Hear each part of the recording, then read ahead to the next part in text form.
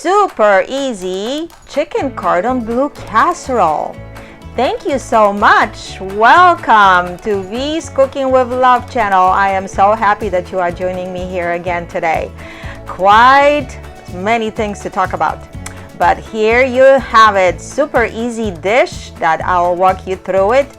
But let me catch you up on some things. I have been really busy because my husband and I, we have a website, Small Home of Grid Prepping. We have some stores that we launched. Go to our website to check us out. We have various products. He has some goodies for you, and also V's Cooking with Love channel has another department for you to check it out too. And there is more. If you didn't know, yes, I love to knit. That's my addiction. So I am launching a store also on Etsy, so please subscribe so I can keep you updated and you can catch up on things all the time. But right now we have all our ingredients and let's cook. I came up with this recipe.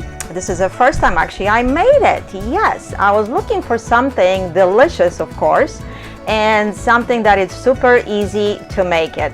And I want you to make sure you make this one. My husband approved it. He had second, so I'm warning you already.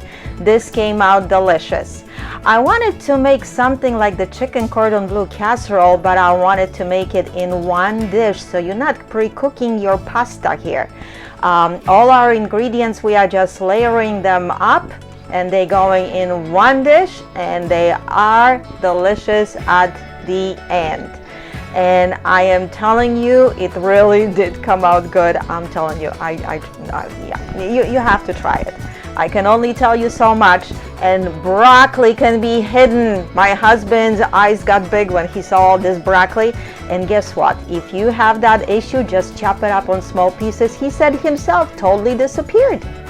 So here you have our ingredients. They are very simple and nothing fancy here, but it's definitely a fancy meal at the end. It's enough for a whole family or just for two of us, plenty leftovers.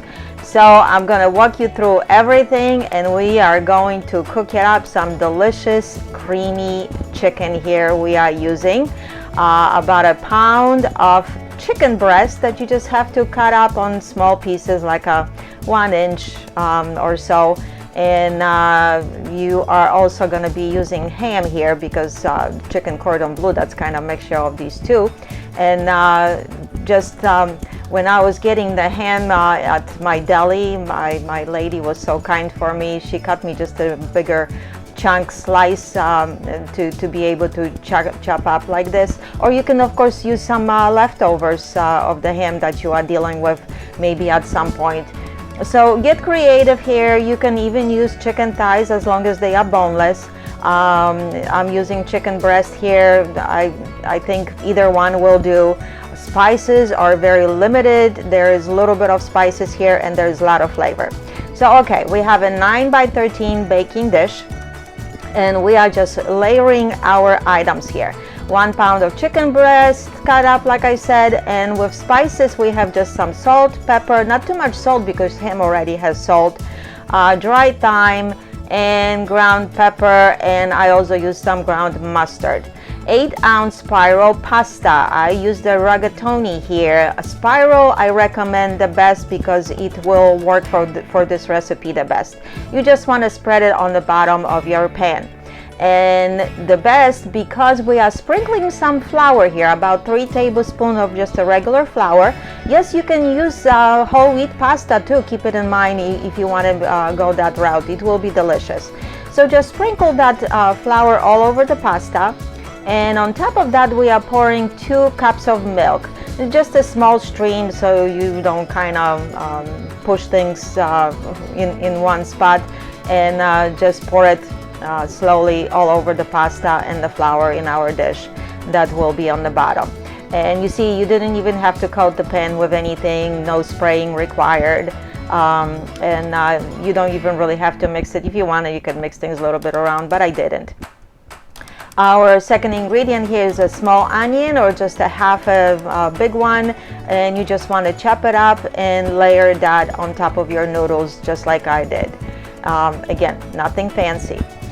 There are different recipes that you can follow out there that they are pre-cooking the pasta, pre-cooking the onion, but I'm telling you, you will still enjoy this recipe the same way.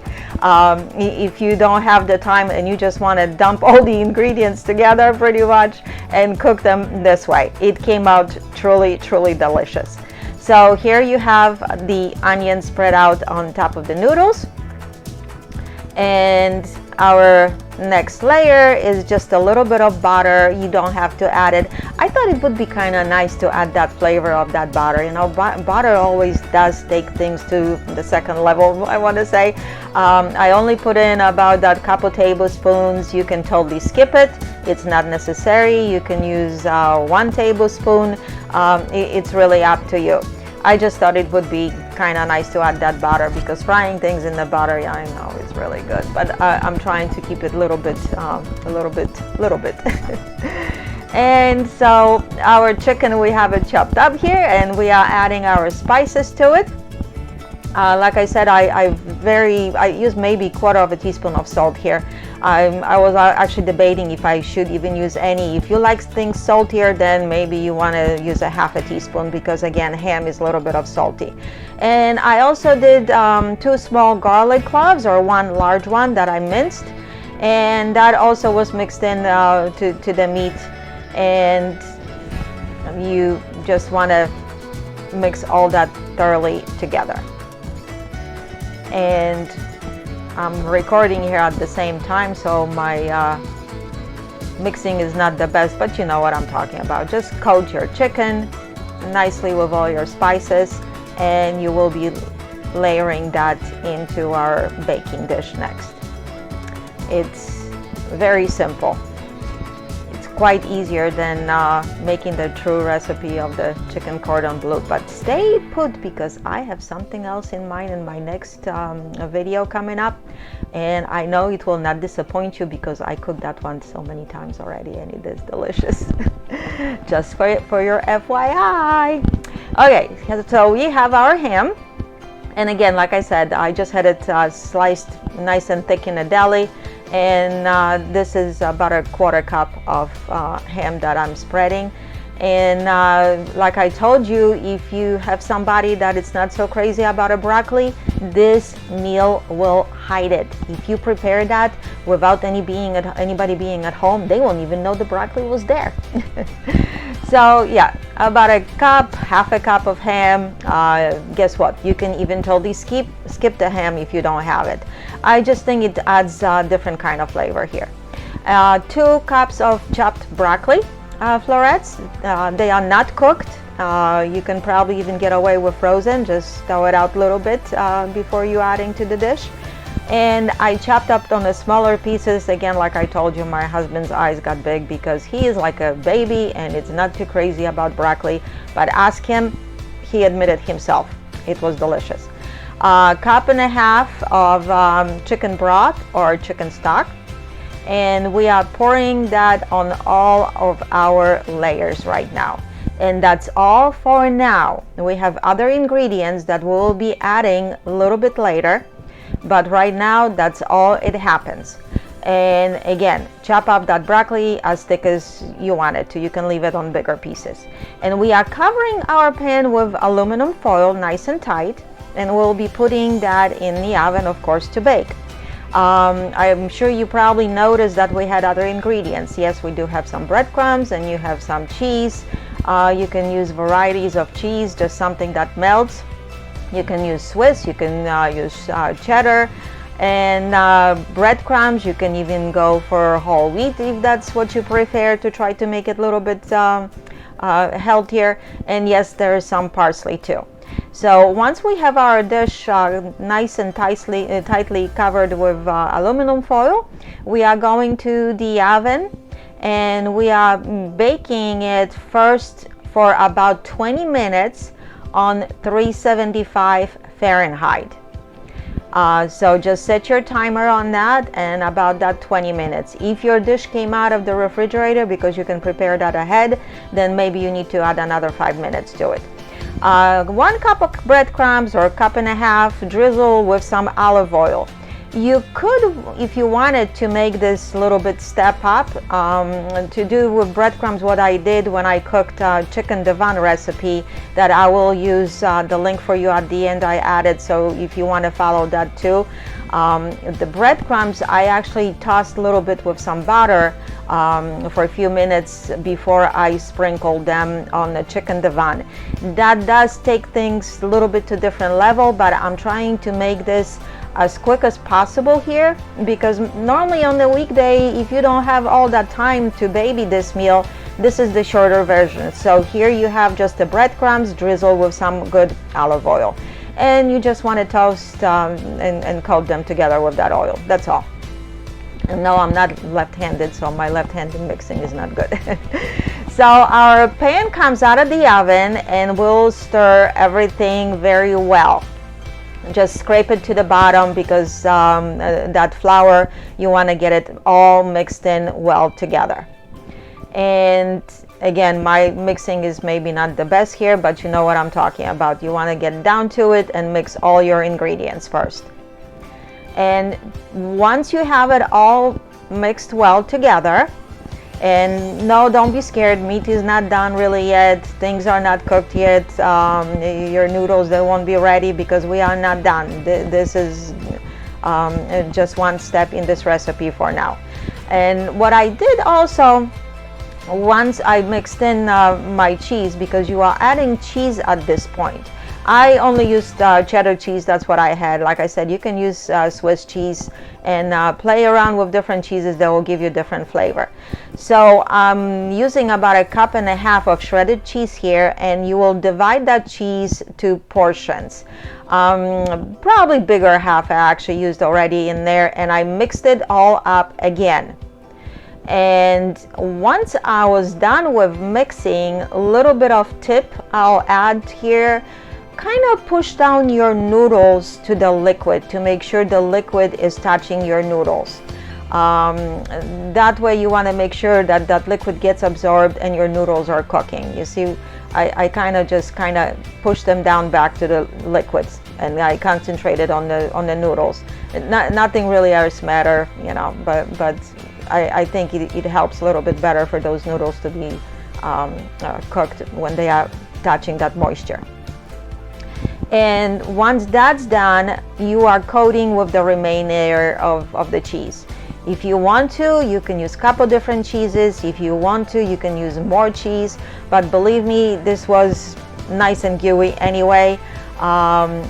If you are a cheese lover, yep, go for it. So once the cheese is spread on the top of the casserole, we are sprinkling our breadcrumbs. And again, if you don't have a lot of time, just coat them with oil. They were good anyway. They got nicely toasted on the top too. And the flavor overall, it's extremely creamy and good. So we are putting back our casserole for about another 35 minutes.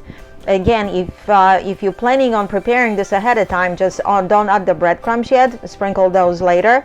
And the same thing with the cheese. You will maybe cook things another 5 more minutes, depending on your oven. You just want to have that liquid get absorbed. So when you take it out the casserole, yes, I know, you're gonna have to wait a few more minutes to let it sit on the counter. And that liquid really did get absorbed by everything, and it's just enough creaminess. And you see you have that nice toasted color.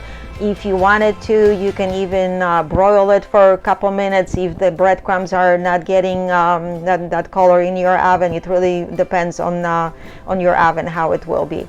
But when I served all this to my husband, I'm telling you, he went himself and got more. And the broccoli was really unnoticeable, and sometimes it is hard to get somebody to eat that broccoli, so keep it in mind. This is one of those dishes that you can get away with it. And it really disappeared, and you're getting that good vegetable in a diet. It was very, very good. I highly recommend it. It was very, very easy. I highly recommend it because all the ingredients, they just got put in, and here you have some fresh chopped parsley, and you are ready to serve and ready to enjoy it. We certainly did. Let me know how your recipe worked out. Please check out our website, check out our channels, my husband's and I. You have all the links there. He has a bunch of videos on his channel too. So thank you for watching. We'll see you next time.